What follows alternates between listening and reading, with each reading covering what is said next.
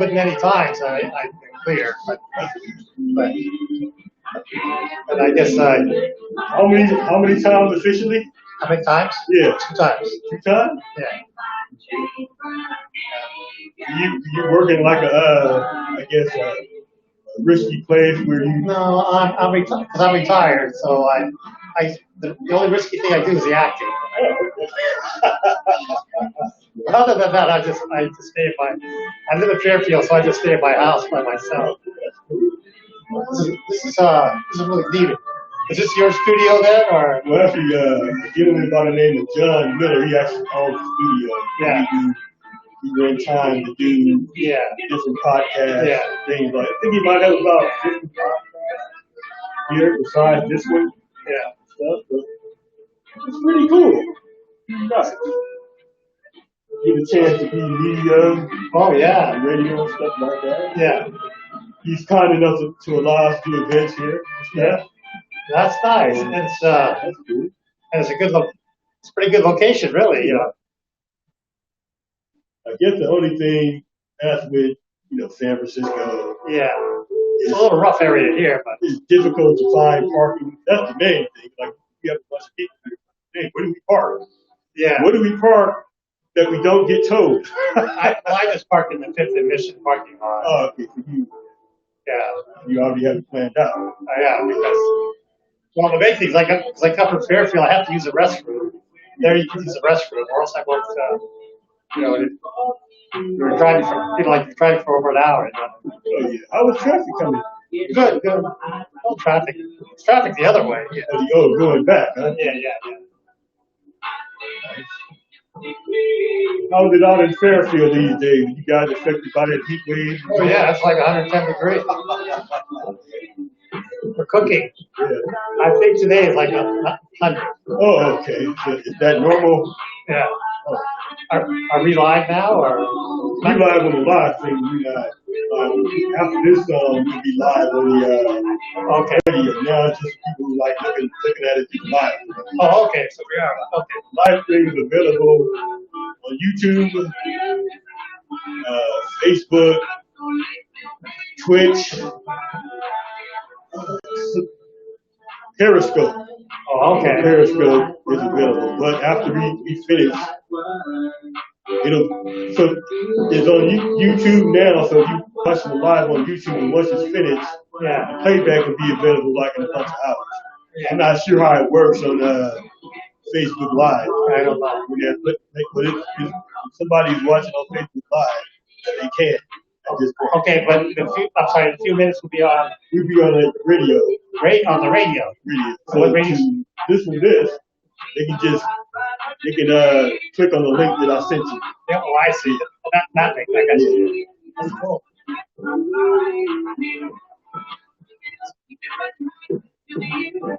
This is actually something we did. Maybe we started about a month ago. Oh yeah. So you literally you might be the fourth person that we actually did it with. I think Leah Moore X first. He was at the award show. Yeah. Say if I want to can I put a little clip of this on my Facebook? Right? Well, okay. How would I do that? Right. I'll see.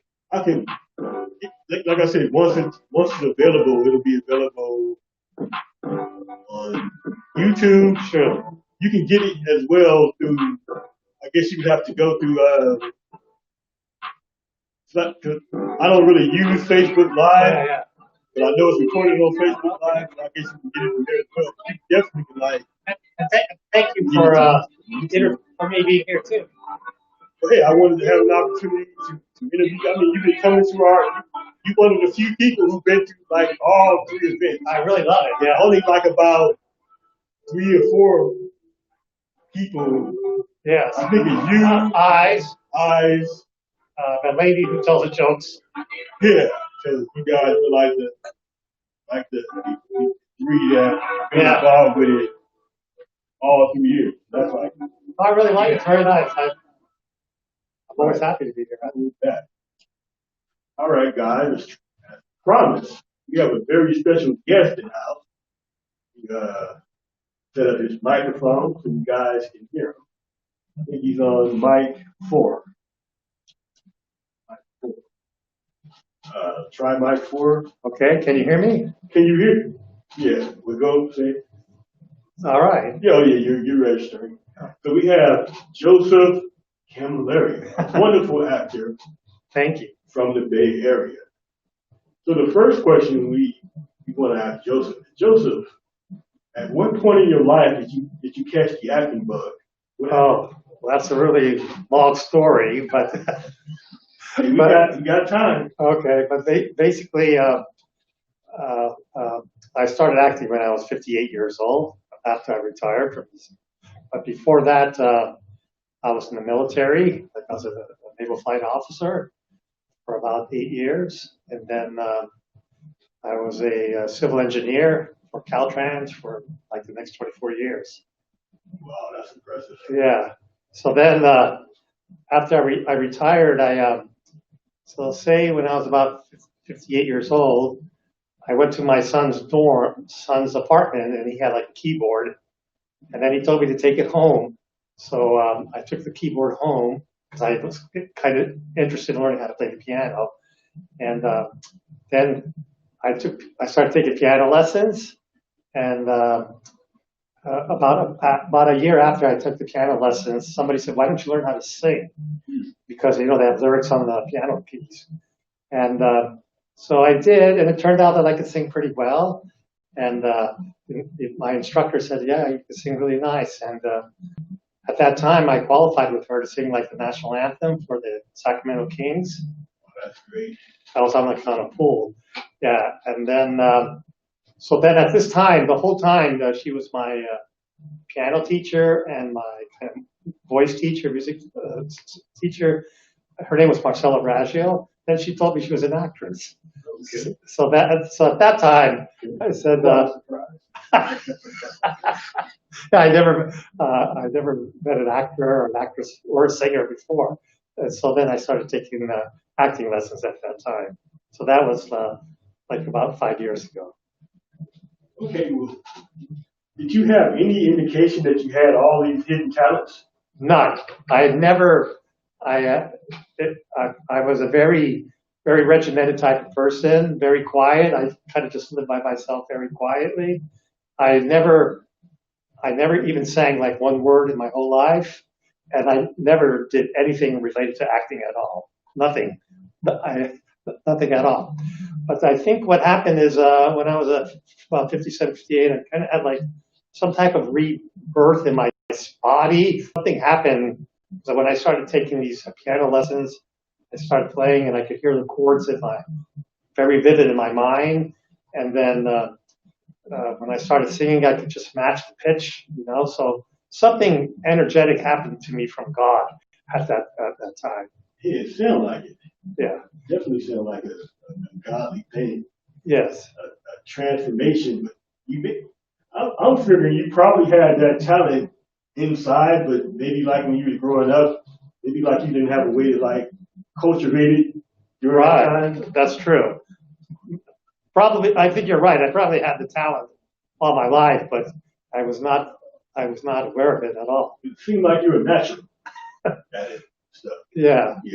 That's what. Well, actually, when I started acting, I got into a lot of roles in different films, and I've been on many, many films, probably a lot, which is, and then about 2.5 years ago, I met this director, Michael Ferdinelli, and I produced several films with him, about 11 films, and then I met Renee Paris, of which I'm working with him, producing a total of 5 films. And with him, I did this film's Cabal and the Insurrection. And Cabal is commercially released across the United States.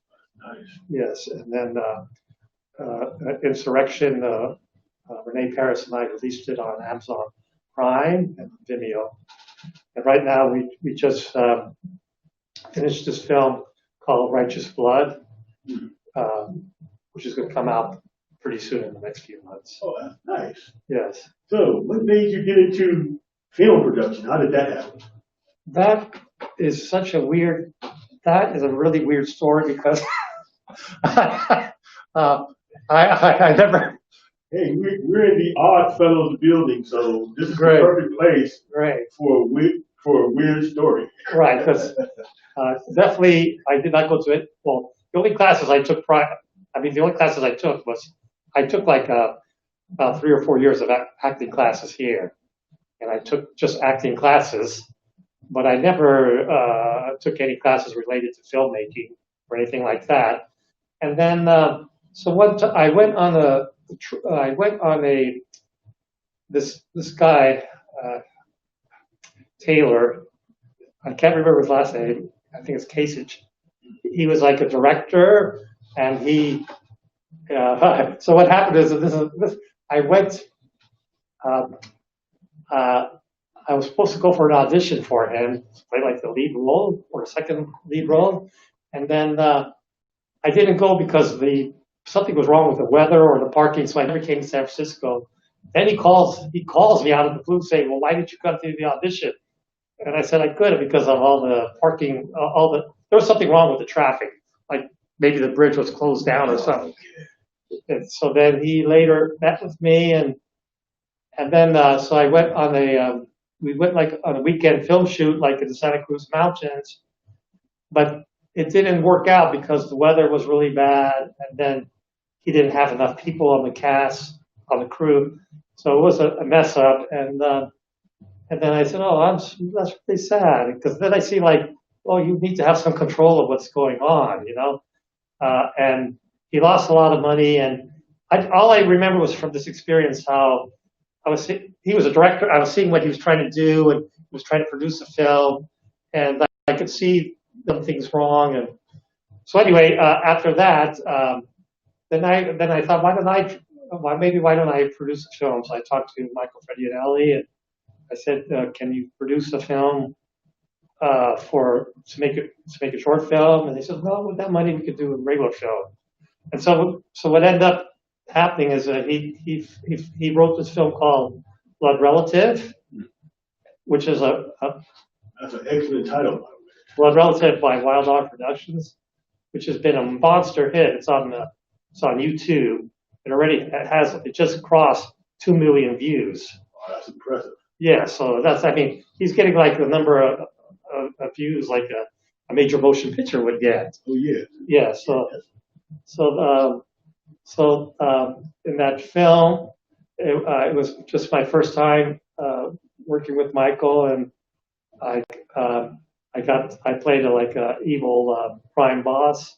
I get cast like an evil crime boss all the time. A gangster, but a crime boss, you know, a high level gangster. High level gangster. So, and then there, he was in control. So the plot of the story is, I had talked to him about, why don't you make a film called like the Singing Hitman, where you have like, okay. where you have like a guy who sings like Sound of Music songs, but when he sings it, he goes ahead and kills the people. You know. Okay, yeah, that sounds pretty cool. Yeah, I would watch that movie. But he didn't want to do it like that. But he did create a story of a crime boss who had such control. All the people underneath everybody had fear, and he sang not too well, but nobody would complain about him. So that in this story, I played that kind of part, and it's basically a story of this guy whose sister gets accidentally killed by the mob, and then he tries to find out who did it, and then he's involved in several gunfights, and the plot expands over there. So if you see it, it's it's kind of like a cult film. So that's called Blood Relative.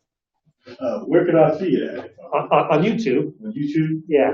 It's Blood, BLOOD, Relative, RELATIVE, by Wild Dogs Productions. And it has like 2 million views, so you'll see that. It'd be pretty easy to find. Yeah. So let me ask you a question. So you do acting and Producing it. Producing. Yeah. So which one do you prefer? Oh, totally acting. But so acting, but um, well, I like both, but producing is such a hard job. It takes a lot of financial resources, takes a lot of your time, and it's very hard on your body. I can't. That's I may probably well, I got to produce some more films, but I will probably stop in a year or so. Okay. Yeah, but acting is what I really like. You prefer to be in front of the camera than Behind the camera. Yeah. So, do you remember your first role? Yes. How was that? I just played the role. So the first film I was in was so there's like the Japanese. They come here to make a lot of films, and they have like these series called like Those Amazing Stories. So what they do is they find real life stories or documentaries that happen here, and then they reenact it, and then they show it in Japan.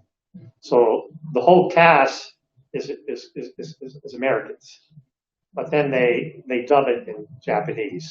Oh, that sounds cool. Yeah. So then, so then my first role was playing like as a doctor, but as an extra. Okay. Yeah.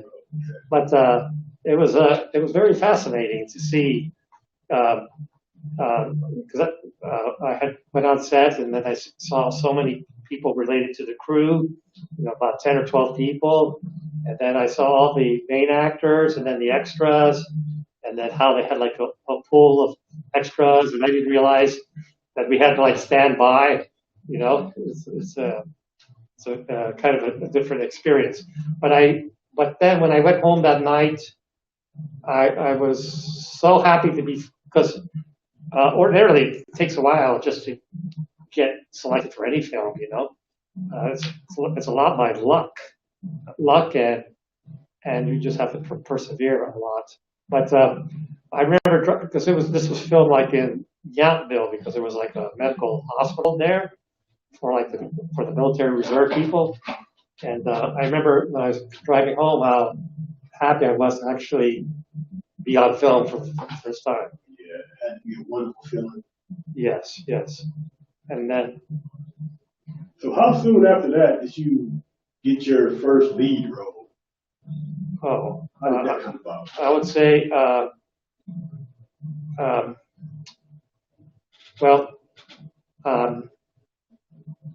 I did a couple of short films, small films.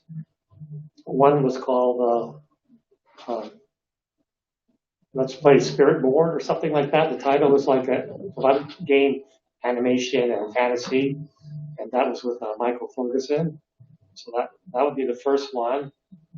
Second one that I did was I can't remember the title, but it was a short story. Desra Durbin was the director. She was only like 13 years old at that time. Oh, okay.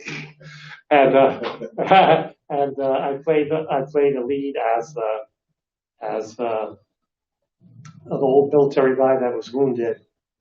That met these kids at a shop, and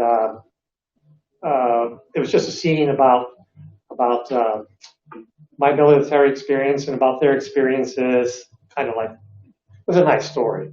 So those were the two leads, and then I would say the real big one for me was Year 8. I was a producer. Yeah, I remember that. Yes. Yeah. Have you seen that? Yeah, I think that was really good. Year 8. I like the cast. Yes. Storyline was good. It was sort of like a web series. Yes. Yeah, I like that a lot. Yes. Yeah. So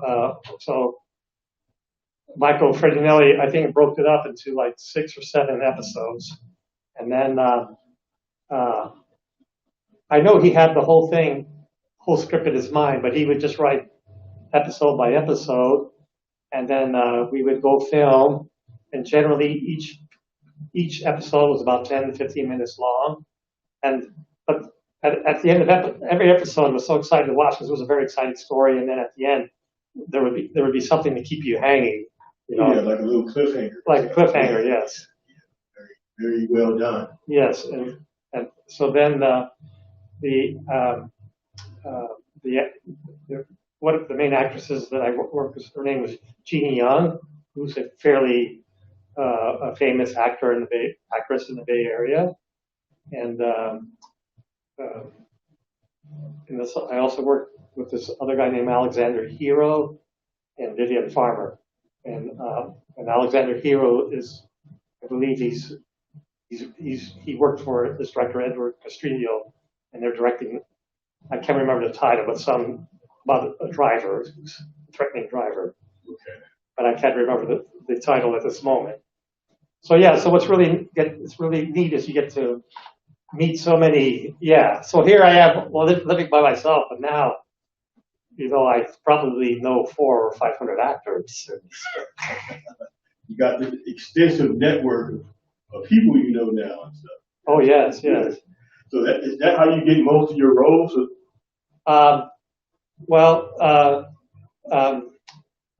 Before I would say, let's say before I started producing, I would just apply at SF Casting. SF Casting is where directors and producers list out available roles, and then you go for audition. And so before I would just go a lot through the audition process, but since I've been producing these films, because when you do these films, there's a lot of work. You know, it's like a 6 month, a year long project. You know. Wow. Yeah, and so I've been working with Rene Paris. He's a fairly top B director, and so all the work requirements are much more harder, you know. Because so on these films, I've actually worked with, you know, Hollywood stars, say. So the production value is much higher. Yeah. So which top stars or, I guess, memorable actors and actresses do you have the opportunity to work with? Yeah. To work with? I would say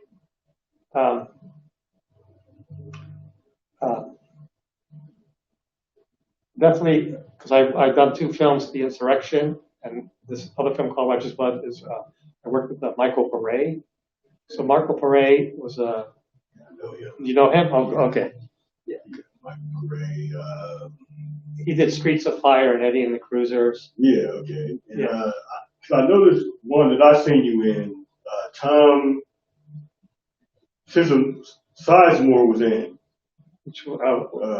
I think it may have been.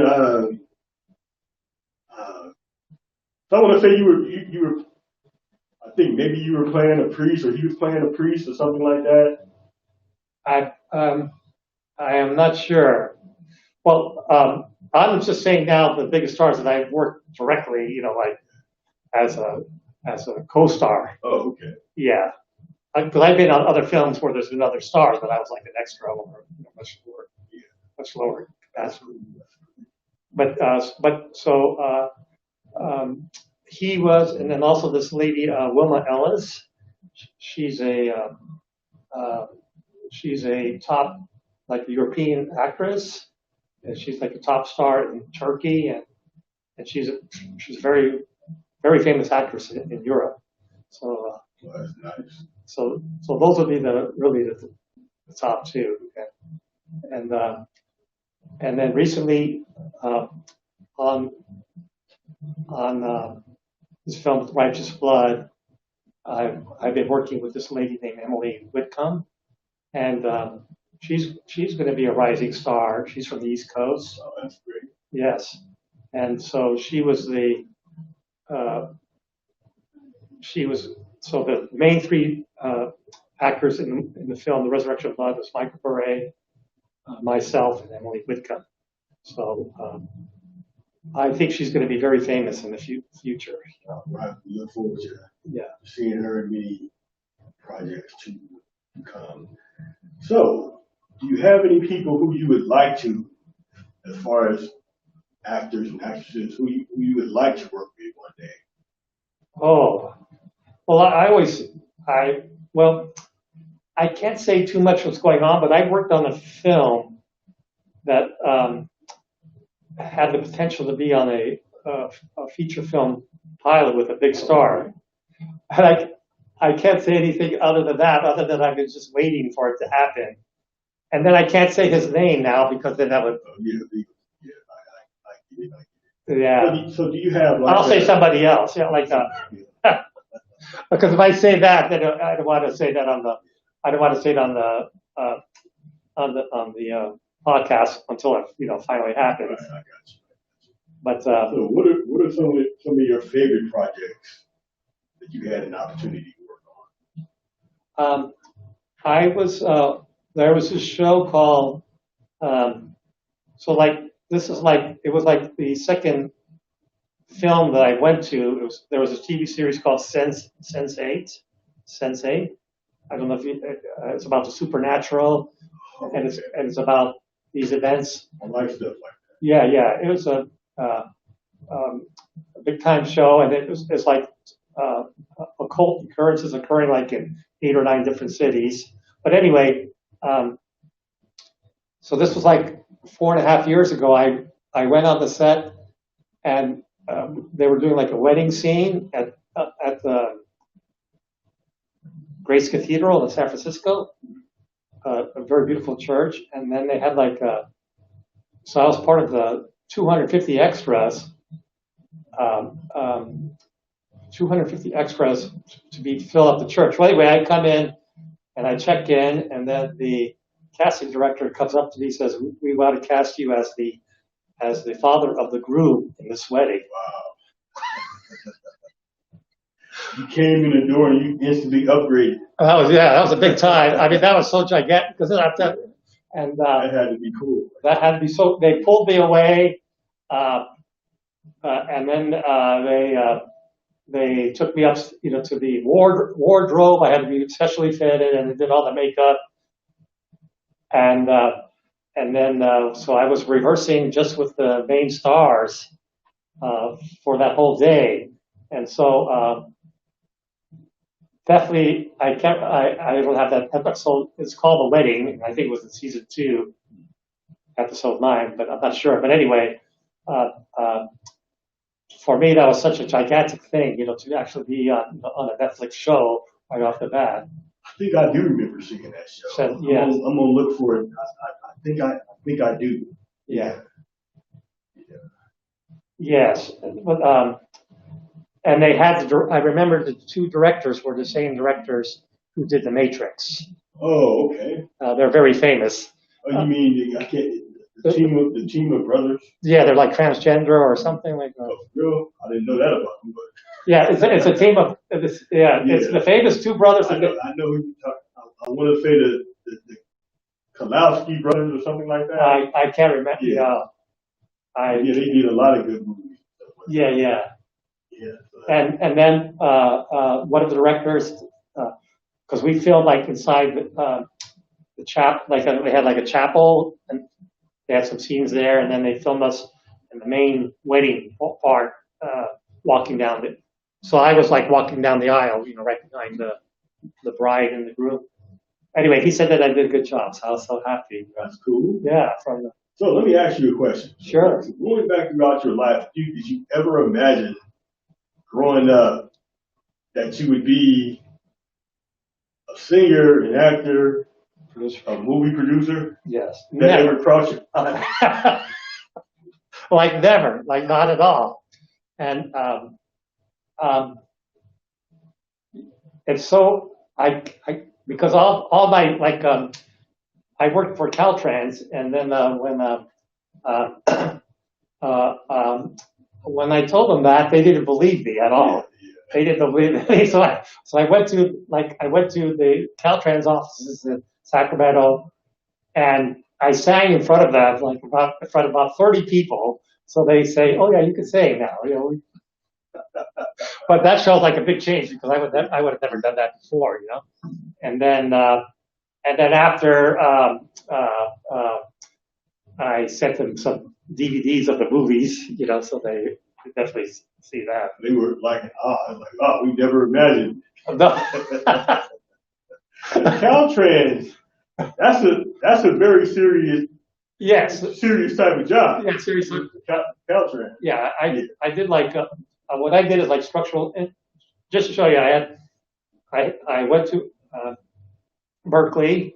I had like an academic scholarship to Berkeley. I majored in civil engineering, and then after I got out of the military, I got my master's in structural engineering, and I did very, very sophisticated designs, like on the San Francisco Bay Bridge, so I retrofitted that. Okay. And so all I did, so I could look at buildings and I could structurally look at it, and everything seemed so clear. And so, I did not fit the parameters of having, like an open mind, and anything like that, and being creative. That is so different. Yeah. But at the same time, to look in your mind and structure something and design it, that takes a lot of imagination and creativity. I think if you would have had an opportunity to apply yourself to be an actor, I think you would have easily done it much earlier. But it's sort of like your mind was set in a different sort of way. Yes. But you were successful with that as well, so that's great. Yes. So do you have any? Well, let me ask you this question. Yes. And it's sort of like in two parts. So, what advice would you give to someone who was in your situation when they retired and they they got all this new time on their hands? Yes. What would you suggest for them to do, like a new retiree? Well, I think the biggest thing is because when you get older, like right now I'm 64, right? And when you get older, you have a lot of fears, because as you get older, you get kind of scared of things, and you don't want to take any chances. And of course, in your whole life, you take classes, you graduate, you try to prepare so much to obtain whatever objectives you want to have. And so I always felt tremendous fear in this acting, because I just said, what the heck am I doing this? Yeah. And so, and also I could see, like, I'm working with these other actors and directors, how talented they are, how much, why am I even entering this field? Because I feel so inadequate, And so I would just say, but then I really liked it. So I would just say, you have to experiment. And even if you have tremendous fears, or you really don't think that you should be doing a particular thing because of failure and maybe wasting money and all this other kind of stuff, but then you never know what's going to happen. You never know what's going to happen. And so, and of course, when you're producing films, you could feel like you're doing all these things, but you could feel like you're at the point of failure. Like the film doesn't produce or doesn't take off. It's very so with all these things. But then the last 5 years have been like the most exciting 5 years of my whole life. That's great. Yeah. So, and then for me, to have the opportunity to meet, for me, when I went to your Grand Royal Music Awards 2 years ago, I was so fascinated because, I'm saying, I can't even believe I'm sitting here listening. I just can't tell you, I can't believe that I'm with all these artists that have such talent, and I could see it, that I really appreciate it. And also because I sing and I know how difficult it is to sing and hit the the notes, and so maybe I lost my train of thought, but what I'm just saying is you cannot forecast. I could never forecast. I was going to see these things. Yeah, but what to be near all these artists, actors, singers, and they all have a different point of view. They have like different energy coming at you. It's a very to me it's a very beautiful very beautiful thing. And also um, um, definitely if you're going to be an actor or a singer, you have to have kind of an open mind, or you can't be like two one way or another, or else you wouldn't enter. Yeah. Yeah, and then definitely um, um, in acting, you have to open yourself up. In acting, you have to pick up the responses and cues of the other person. You have to feel all the emotion. So doing all of that is an opening experience within you too. Yeah, yeah. I want to ask you another question. Sure. With acting, so in the pandemic situation where we have social distancing, Yes. when you acting and it may require you to be close to somebody Yes. and maybe hug them. Is there a difference that you see in that now before COVID Oh, and during? well, definitely. So what's kind of so when we do the acting, you're still supposed to maintain as much as you can the 6 foot separation, wear a mask, not supposed to be sick, you're supposed to use hand sanitizer and all that kind of stuff. But when you first come on set, you're kind of nervous about the whole situation. And I think what I saw, what like Rene Paris did, is that I don't know if he did on purpose, but he tried to film all the shoot days so you keep the same people like in what do they call it, a cell or in a bubble. Bubble, yeah. Yes. So then you just try to be in the same bubble, and then so that's all you can do. But there's no 100% safeguard, from not getting COVID. So anyway, so in the beginning I felt very nervous, and then, but then once you start acting, you do the acting. Yeah. But then definitely, when you finish the shoot, then then I'm kind of hoping the next 14 days nobody gets sick or something. Yeah. Like that. That's good. This is an interesting question about I know in that situation sometimes because I was watching a commercial last night. Yes. And at the end of the commercial, the two people hugged and it was sort of like they were like sitting on the couch, supposed to be husband and wife, and sort of like the wife sort of like put her head in the guy's lap. I don't think, wow, in this situation, how did they? And I'm assuming it was filmed during the pandemic. Like, Yes, how do you get somebody to do that? And like you said, get over the fear so we can do it and you can make it look natural. So that had to be some kind of. Well, I know for regular union shoots, I mean, like SAG, the Screen Actor Guilds, they have rules, so they require everybody to take a COVID test before they start. Oh, okay. Yeah. But notwithstanding, even if you take the COVID test, you can still get it after that. That is true. That's definitely true. I just found that kind of fascinating. The next question I would like to ask you, and this is for individuals who are interested in getting into acting and getting into film production. What would be the best way for them to do that? Okay, I would say for acting, basically you should take acting classes. And I took acting classes from from Film Acting Bay Area. It's a school in Emeryville by this director, Chala Kaya, excuse me. And so he teaches about doing acting in front of the camera for film.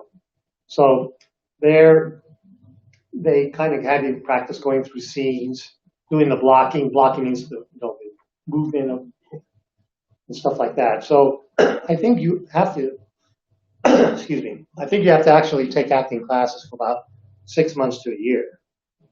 But some people are naturally good actors. And a lot in acting also you're cast for your look. So like 95% of the, I'm going to drink some water here because my voice is going out.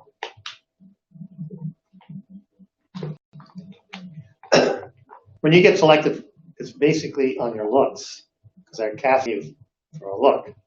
That's true. Right. So that's kind of like the main ticket that you have to have that. But you also have to know how to act. So I would say take an acting class for at least for 6 months to a year. And then if you could take Meisner training, Meisner training relates to how you pick up the person's cue, how you respond. Okay. Yeah. So all of those those were very different things to me, you know. And so, and then you just have to keep taking acting classes all the time because it's kind of like if you want to be a weight trainer or if you want to look strong, you got to go to the gym all the time. You can't just you can't just go show up one time, or you can't just do it for 6 months and then just stop. You gotta maintain. Maintain. So what about pictures and things like that? How did that come into play? Like What's that? Taking pictures, your headshots and stuff like that. Oh that. yeah. Then so normally as an actor they would require that you take headshots, and because the headshots are what you present on SF casting, and then they also when you take these acting classes they have you do multiple scenes so that you can audition. You have to learn how to audition. And so the first step is that they have you go through monologues. Monologues are just like you're acting, but it's all like it's you who's doing the acting. And generally, like in the beginning when I was taking auditions, so what happens is I didn't even know this, but there's many acting schools in the Bay Area, like so those acting schools will audition people to be actors in their student films and stuff like that. Good. Yeah. So, but I think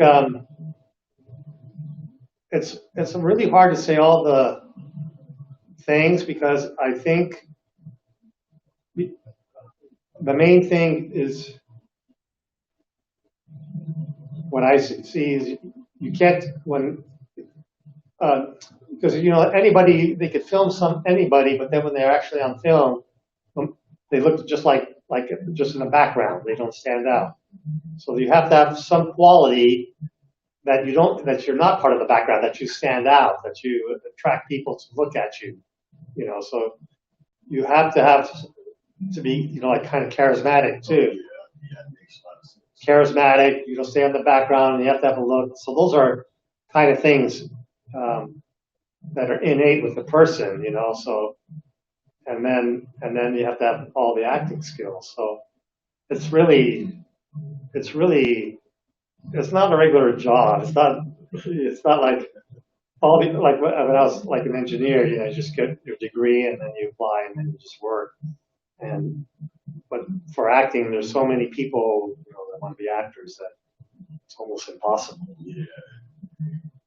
Do you believe people looking from the outside in, maybe they don't see all the hard work that it takes to be an actor? They don't see it. No, of course not. They think it's like the actors are just kind of like partying and just all they have is good looks and they just come on set. Yeah, just magically. And it's magically do all that. Yeah. Right. So even though you made it seem easy because you got into it. Yeah. I think of the combination of what you said that you you had the look and the charisma, and also you put in the work by going after school. Oh, yeah. So I think those combinations probably help you get further quickly in 5 years than most people. So that's great. So and then when I've been working, producing. I mean, I work actually these last 5 years I worked more than I was working in a regular job that I had before, way more. But how do you feel about this? So how much more do you enjoy these 5 years than when you were working Caltrain, being in the Navy and all that? Well, at that time I was happy what I was doing, sort of. Yeah. But I didn't feel fulfilled. I know I didn't feel fulfilled. And all of it, the 24 years that I was, it just seemed like a blur, like a blur. I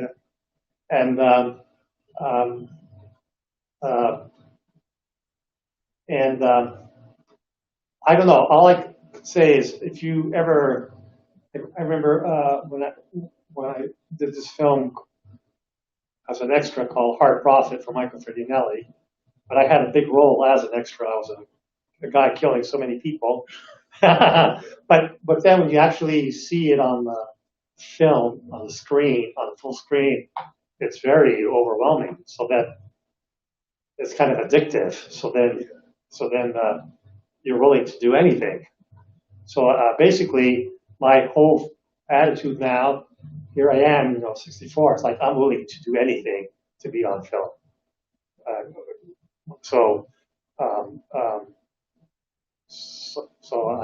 Because it's very addictive, You want more and more and more. So do you have any upcoming projects you can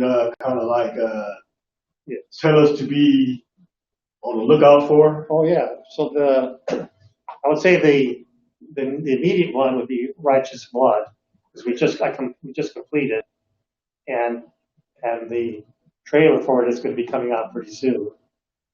So that's with Michael Pare and Emily Whitcomb. And that's directed by Renee Paris. And then we've already started shooting a horror film. We shot at this big castle located in Calistoga. I didn't even know there was a castle. And so the next two films will be a horror film by Renee Paris. My favorite genre. Yes. And then I'm working on this other film called Sophie and the Serial Killers, directed by Michael Ferguson. It's a fantasy musical. Sounds good. Yes. There I sang a couple of songs on that. And then I'm going to be doing a film with this guy named David Williams, and he's an LA director. And so that will be sometime later next year. I'm talking about a year and a quarter from now. So you're doing all these films, you're a producer. So if people were interested in being extras, how can they possibly sign up to one of your casting calls?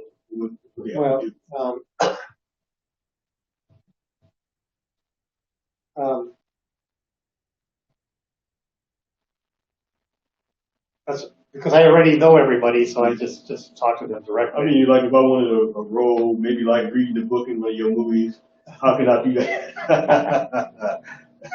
Well,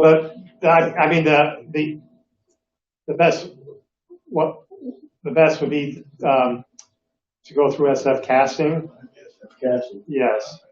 I'm not trying to be funny on this subject, but what happens is, these bigger films, they have a casting director, so the casting director will cast everybody. So I'm not going to try to. So the casting director has control over who's in the movie. Yes. Right. Yes. The leads and the extras. Yes, everybody. Guys heard it. Your first step is to sign up at SF Casting, and hopefully the casting director will like your look and cast you as an extra. And maybe you'd be fortunate, like Joseph, have so much charisma that they'll pull you to say, hey, we're going to offer you a main role. That can happen. That could happen, yes.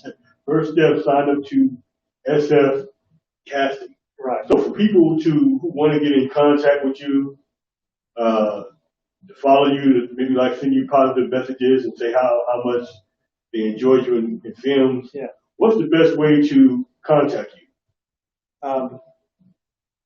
Because I'm such a low person, because I know everybody has like Instagram, but I just mainly on Facebook. Facebook. Yeah. Just search your name. Yes. All right. So just search Joseph Camilleri. Yes. And spell your last name because people misspell it. They misspell it because they spell it how they think. Yes. They're hearing it. So what's the correct way to spell your name? Last name. C-A-M as in Mary, I-L-L-E-R-I. All right. Joseph Camilleri. Yes. So we definitely thank you for being on the show. Thank you so much. We look forward to having you again. Maybe come talk to us when one of these blockbuster films you're doing releases. Maybe yes. Come in and bring some of your actor friends and director friends. And we have like a nice little party. Well, and thank you so much. I really like you so much as a person. I've been following you, and I really like the whole organization around the Grand Royal Music Awards. It's been so great, and I really like the last one that you had. Oh yeah. We appreciate you coming out and giving us that support. It encourages us to keep on doing it. All right, thank you for being on the show. We're gonna see you again soon. Okay, thank you for that. All right, thank you, Joseph. So this should be available. You're a very good interview.